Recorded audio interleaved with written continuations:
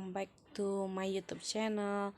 Perkenalkan, nama saya Miki Lisa Jeffrey dan rekan saya Nala Windasari. Kami akan menjelaskan materi tentang sistem peredaran darah pada manusia. Materi yang pertama yang akan saya sampaikan sendiri. Sebelum kita masuk pada materi yang pertama, ada beberapa materi. Yang pertama, alat-alat peredaran darah.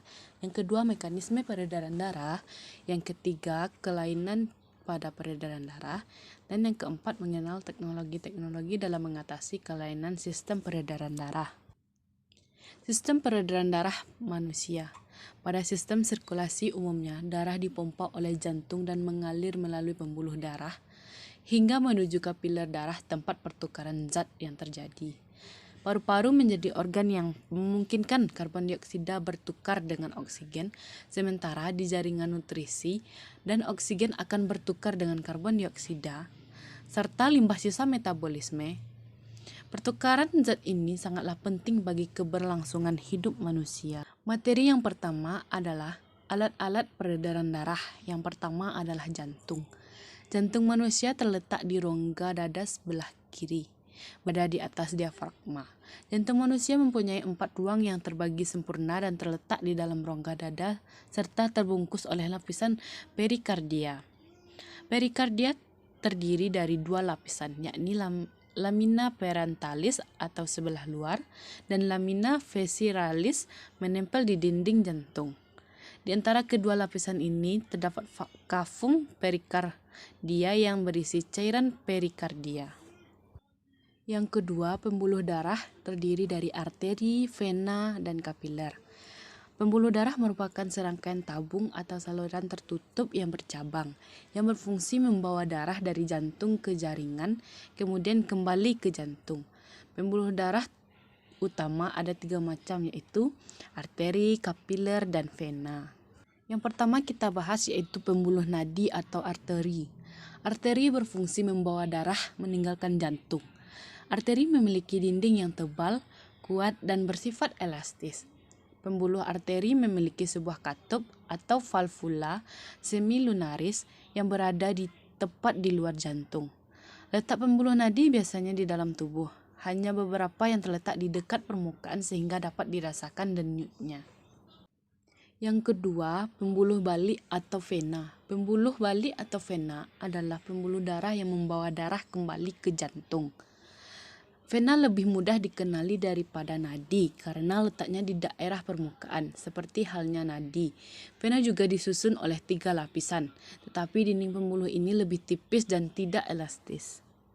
Yang ketiga, pembuluh kapiler.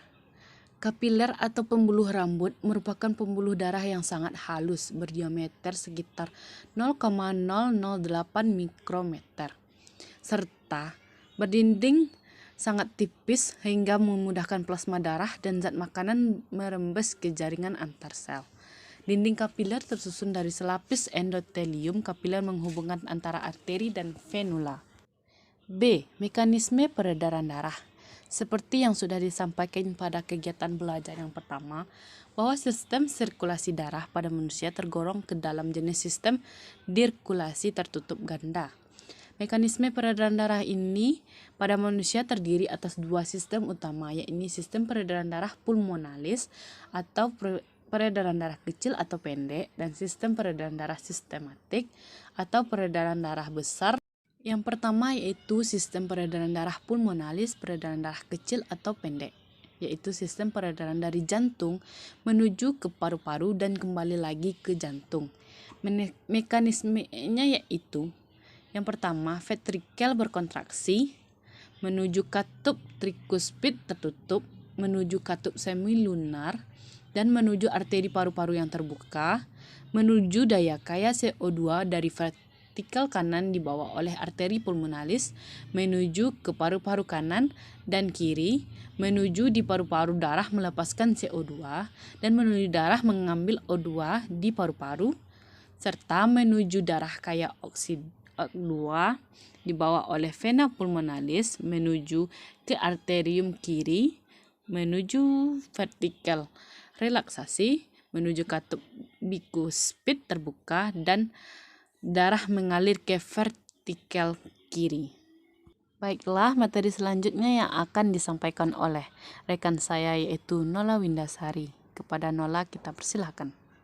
Yang kedua, sistem peredaran darah sistemik, atau kita sebut juga peredaran darah besar. Nah, yaitu merupakan sistem peredaran darah dari jantung diedarkan ke seluruh tubuh dan kemudian kembali lagi ke jantung.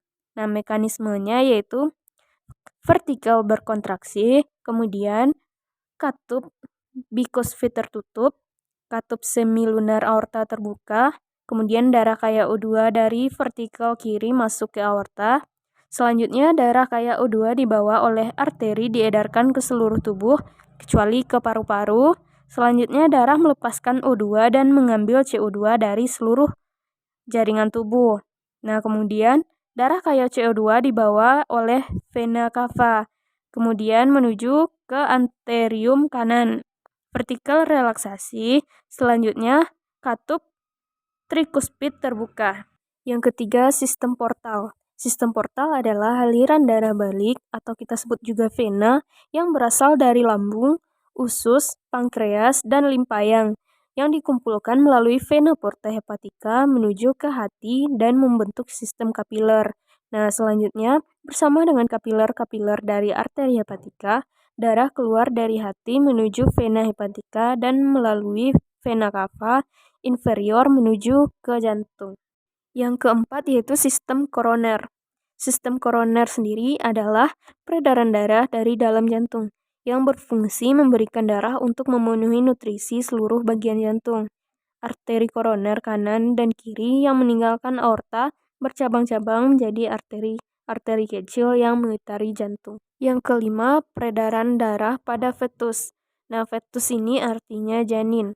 Ketika masih dalam kandungan, janin akan mendapatkan oksigen dan zat nutrisi dari ibu melalui plasenta. Plasenta sendiri merupakan jaringan dinding rahim yang banyak mengandung pembuluh darah sebagai tempat pertukaran zat. C. Kelainan pada darah. Ternyata darah tidak selalu normal. Terdapat beberapa kelainan pada sistem peredaran manusia, menyangkut darah, pembuluh darah, dan jantung. Kelainan-kelainan pada pembuluh darah manusia meliputi yang pertama, anemia adalah suatu keadaan penurunan kapasitas sel darah merah dalam mengikat oksigen karena rendahnya konsentrasi hemoglobin di dalam darah. Nah, yang kedua, sickle cell anemia yang merupakan anemia yang disebabkan oleh terbentuknya hemoglobin yang abnormal. Hal ini menyebabkan eritrosit menjadi terbentuk seperti bulatan sabit. Nah, yang ketiga, thalassemia merupakan kelainan pada struktur hemoglobin. Dalam hal ini, eritrosit tidak mampu menghasilkan sejumlah rantai alfa dan rantai beta secara normal. Kelainan yang keempat yaitu eritrema. Eritrema adalah suatu keadaan peningkatan jumlah sel darah merah hingga mencapai 11-14 juta per milimeter kubik darah. Kelainan ini biasanya disebabkan oleh adanya tumor pada organ pembuat sel darah merah. Kelainan yang kelima yaitu leukemia, adalah suatu keadaan yang ditandai dengan kenaikan jumlah eritrosit dalam darah secara elastis. Kelainan yang keenam yaitu trombus. Nah, trombus sendiri merupakan proses terjadinya gumpalan atau bekuan darah yang menempel pada permukaan dalam pembuluh darah. Nah, yang ketujuh, embolus adalah suatu keadaan terjadinya gumpalan atau bekuan darah di dalam pembuluh darah dibawa oleh aliran darah. Embolis dapat menyebabkan penyumbatan pada pembuluh darah yang lebih kecil diameternya, misalnya arteriol atau kapiler. Nah, yang kedelapan, eritroblastosis fetalis. Nah, yaitu proses terjadinya aglutinasi sel darah bayi dalam kandungan yang disebabkan oleh perbedaan RH antara bayi dengan RH positif dengan darah ibunya yang RH negatif. Biasanya bayi meninggal dalam kandungan jika terjadi kelainan ini. Yang kesembilan adalah varises. Varises sendiri merupakan proses terjadinya pelebaran pada pembuluh darah vena di betis. Jika terjadi pada anus atau dubur dinamakan hemoroid atau ambeien atau disebut juga dengan wasir. Oleh suatu hal, varises dapat menyebabkan pendarahan. Yang ke-10, hemofilia adalah kelainan genetis yang diturunkan, ditandai dengan tidak dihasilkannya faktor-faktor yang diperlukan dalam proses pembekuan darah. Nah, yang ke-11, trombotik tromboitopenic purpura atau TTP adalah suatu kelainan pada sistem imun yang disebabkan oleh produksi antibodi yang menyerang trombosit. Yang ke-12, perikarditis, yaitu terjadinya infeksi oleh patogen atau bagian perikardium, selaput pembungkus luar jantung, dan endokardium jantung, selaput pembungkus bagian dalam jantung. 13. Kelainan katup jantung atau valvular heart disease. Kelainan ini dapat terjadi karena efek karditis atau inflamasi jantung. Nah, yang ke-14, aneurisma, yaitu terbentuknya suatu lapisan baru non-seluler dari suatu senyawa tertentu yang menyebabkan terbentuknya gelembung atau bugel pada dinding arteri sehingga dinding arteri jadi sempit. Nah, yang ke-15, arteriosklerosis, yaitu penggeseran pembuluh nadi karena timbunan zat kapur. Nah, yang ke-16, arteroklerosis, yaitu pengerasan pembuluh nadi karena timbunan zat lemak. Materi selanjutnya mengenai teknologi-teknologi dalam mengatasi kelainan sistem peredaran darah. Kemajuan ilmu pengetahuan dan teknologi memberikan kemudahan-kemudahan untuk mengetahui variabel-variabel terkait sistem peredaran darah manusia. Nah, teknologi-teknologi tersebut diantaranya yang pertama, elektrokardiograf atau EOC. Penemuan pertama teknologi dari sistem peredaran darah manusia yang digunakan dalam dunia klinis adalah ECG. ECG sendiri berfungsi mengetahui struktur internal peredaran darah.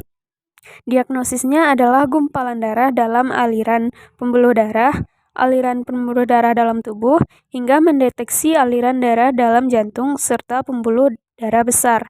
ECG sendiri dilakukan tanpa memasukkan alat ke dalam tubuh pasien, tetapi dengan gelombang elektromagnetik untuk membentuk gumpalan bayangan. Nah, yang kedua, teknologi angioplasti. Metode penyembuhan dengan memanfaatkan suatu teknologi klinis untuk mengatasi masalah pada sistem peredaran manusia. Yang satu ini memanfaatkan sebuah balon khusus yang kemudian dimasukkan ke dalam kateter.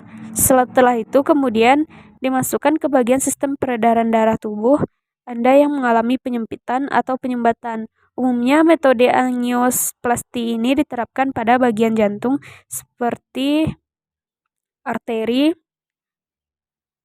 Nah, yang ketiga, teknologi cangkok jantung atau transplantasi jantung. Transplantasi jantung merupakan teknik penggantian jantung yang rusak dengan menggunakan jantung yang berasal dari jantung orang lain sebagai pendonor. Untuk menjadi donor jantung ini, terdapat beberapa syarat terkait kemungkinan kecocokan organ dan reaksi penolakan oleh tubuh penerima atau pasien, sehingga tidak boleh dilakukan sembarangan. Nah, selanjutnya yang keempat, teknologi terapi gen. Terapi gen ini merupakan cara menumbuhkan pembuluh darah dan kemudian pembuluh darah yang tengah tumbuh tersebut akan mengganti peran dari pembuluh darah yang telah rusak atau tidak bekerja dengan semestinya. Nah, yang kelima, radioaktif. Teknologi yang satu ini bisa mendeteksi adanya penyakit jantung dengan cara menyuntikkan bahan radioaktif ke dalam tubuh pasien. Aktivitas radioaktif kemudian dideteksi untuk mempelajari adanya kemungkinan gangguan peredaran darah. Nah, selanjutnya hasilnya akan direkam untuk dijadikan bahan tinjau selanjutnya. Yang keenam, teknologi pancamakar. Pancamakar adalah alat pemacu detak jantung untuk menstabilkan detak jantung dengan memberi impuls listrik berkejutan ringan. Alat tersebut dipasangkan ke dalam organ jantung manusia sehingga pancamakar ini membantu pasien untuk tetap dapat mengalirkan aliran darah ke seluruh tubuh secara sempurna meskipun dengan kondisi jantung yang bermasalah.